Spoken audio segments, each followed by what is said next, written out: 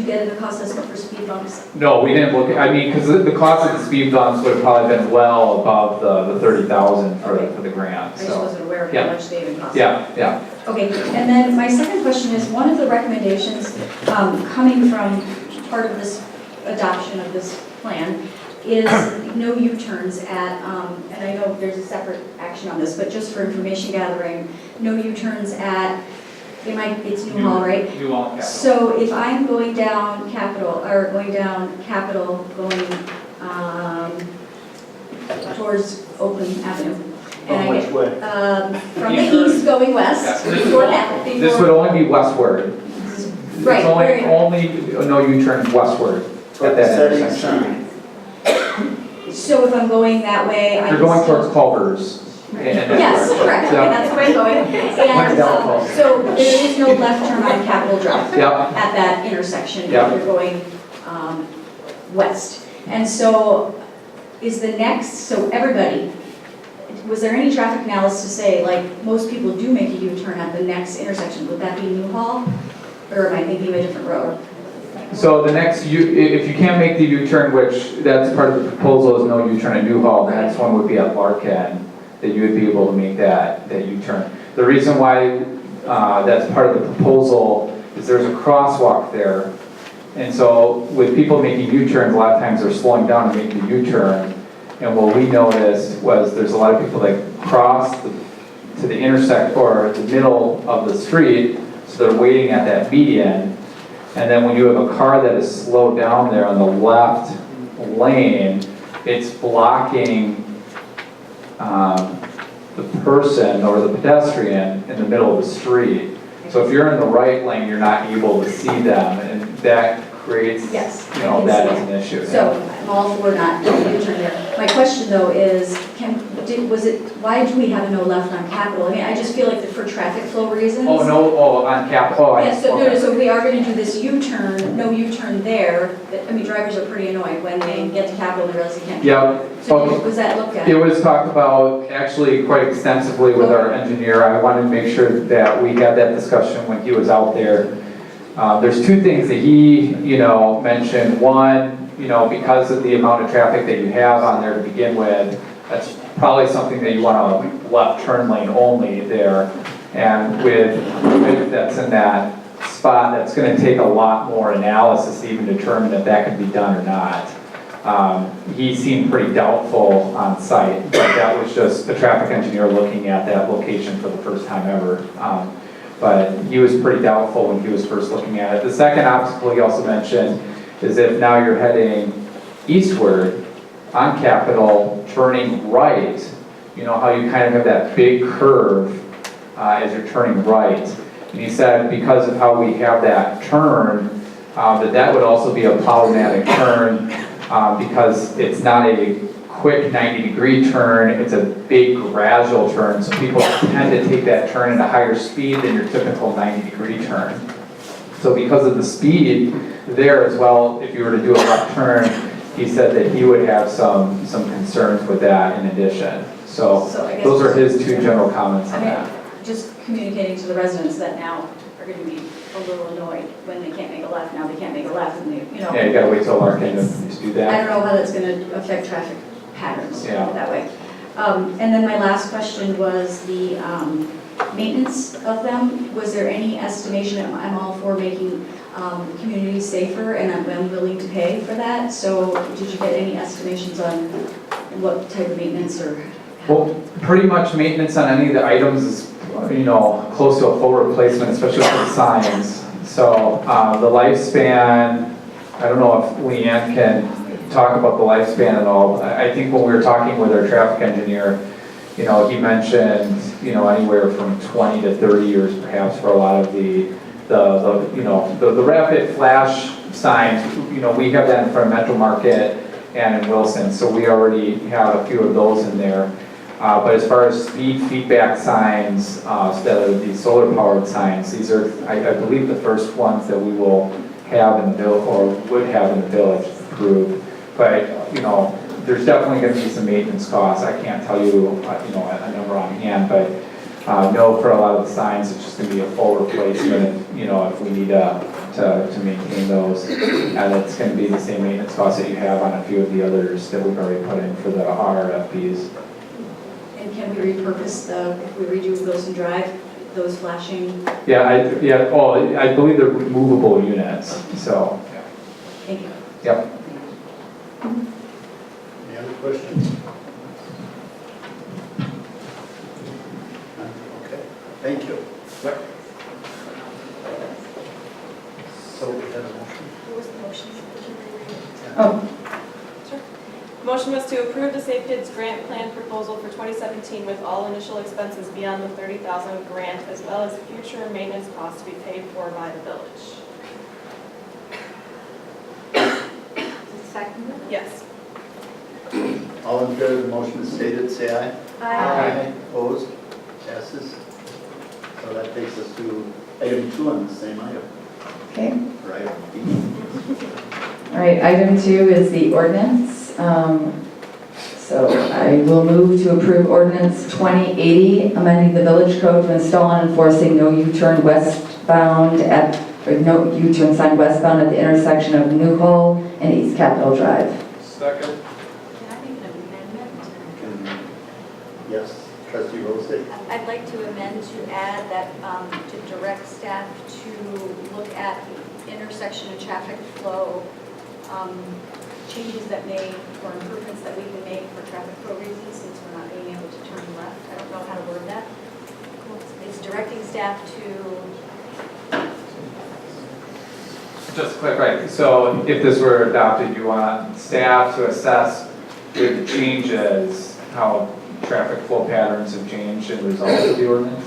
or maybe just costs for changing Capitol Drive, or somehow, I mean, I just feel like, and I'm not sure, it's not provided, but I feel like by changing that U-turn, is there an option now to turn left earlier? I guess just investigating that.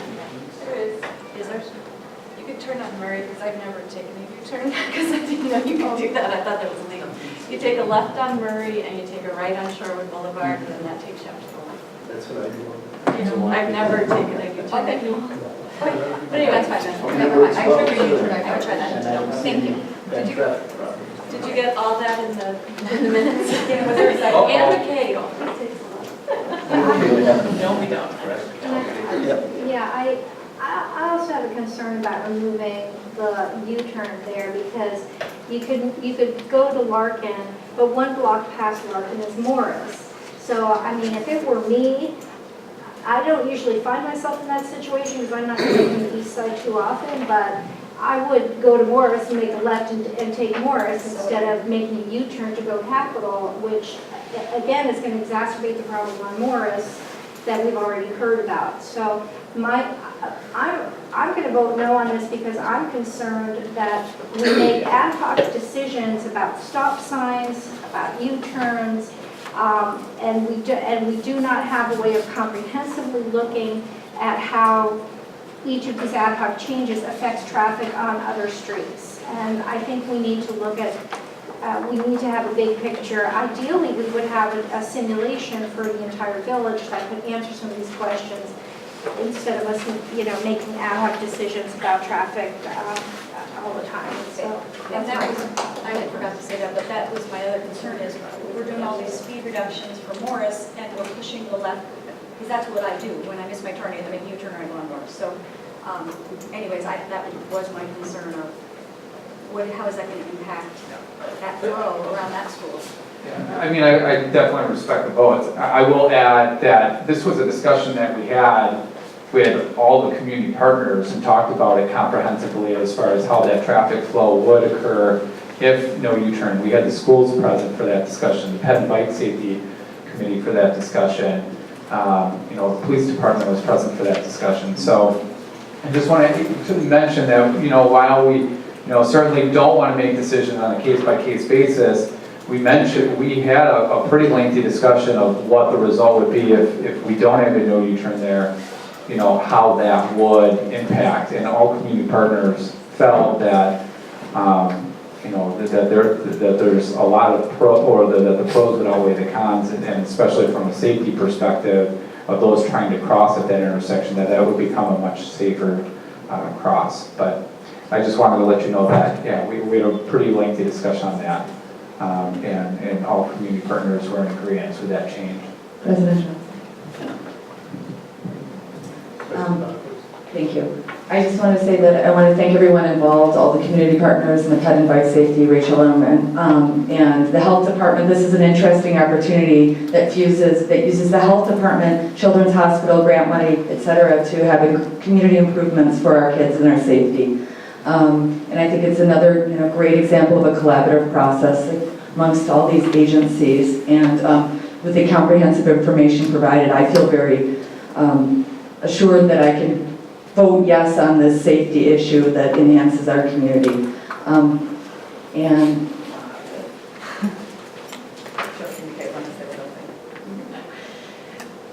I do support this ordinance and this change, and I've been on the board obviously since 2013, and we have approved traffic changes, or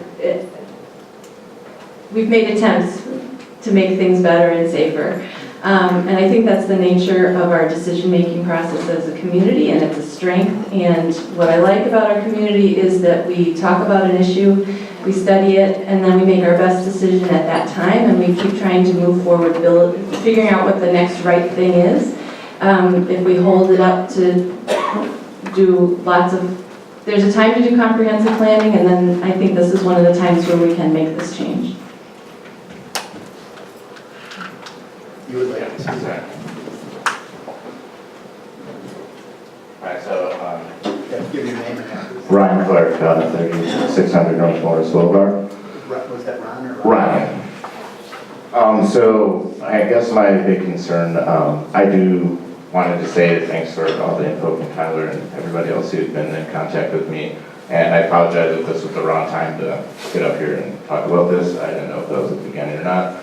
But I guess just over the course of yesterday and today, I got over almost 100 signatures of people on Morris Boulevard who are absolutely fed up with this traffic. Okay, so I guess that you might be saying, well, this is a completely separate issue. But if you're talking about with the safe kids, you're slowing down this intersection on Oakland and then also on Capitol around the high school, I think that once people see that slowdown, first place they're going to do is cut through our neighborhood again. So, this is a problem, and lots of people that my neighbors and I have talked to are really fed up with this. And I think that the Safe Kids thing, if everybody's pretty much that I've heard of is in favor of speed bumps in some capacity on Morris Boulevard, an attempt to deter people from using that as a shortcut, because that's what it is to everybody in the world. So. Basically, what I'm concerned about then is, if you're saying speed bumps is more than $13,500 for 2 signs that people are going to completely ignore because they ignore all the stop signs and everything else in our neighborhood, how many speed bumps was going to be more than 13,000? I mean, I want to see, do we have any data that you can give the residents on how many cars come through every day? Do you know how many cars come through every day? These are the kind of things that people in that neighborhood are really frustrated with and want to hear about. So I don't want to loop our issue in with Safe Kids. We do support anything that's going to make the schools safer, obviously, but I don't think that the Safe Kids is going to be a solution at all to the Morris problem. So I just wanted you guys to know that this is, again, very pressing matter in our neighborhood, and we really want to get this resolved sooner or later because it is driving everybody crazy. So. You want to turn in signature? Yeah, I can, except for the last 2 pages because I didn't make copies, but I'll hand all these over if you want. Yeah, village clerk. There's no rush to do Yeah, it. you can do it all together. Yeah, I was going to add that I know that the speed boxes are not a solution for what you had brought forward. So I don't see this as an end-all for that neighborhood at all. So it just happens to be in the neighborhood, and it was good to make an attempt, and we're starting to do something. We've never even had speed boxes permanently in place, because we've only had one that we can use around. So this is good. You said we could possibly do it, the speed bumps? Oh, I don't know. I haven't. Oh, okay. Speed bumps. This is the speed radar sign. Oh, those. Switches on to the radar sign. My name is Joan Rogers. I live at 3616 North Morris Boulevard. And I was one of the people that went up and down Morris Boulevard yesterday and today. We got about 100 signatures, and I spoke to about probably 85 of them. And first of all, Morris Boulevard is not safe. You can ask anyone on the boulevard if they feel that this street is safe. No one would tell you it's safe. And when I heard of Brian's story and how his wife, who's going to have their first child soon, they had a young child at the age of 3 visiting them not long ago, and they were packing up the car ready to leave, and the little child ran down the driveway, and fortunately Abby was able to catch him before he ran right into the street. And right at that moment, a car blew by one of those fancy stop signs like they always do. Fortunately, she was able to get there.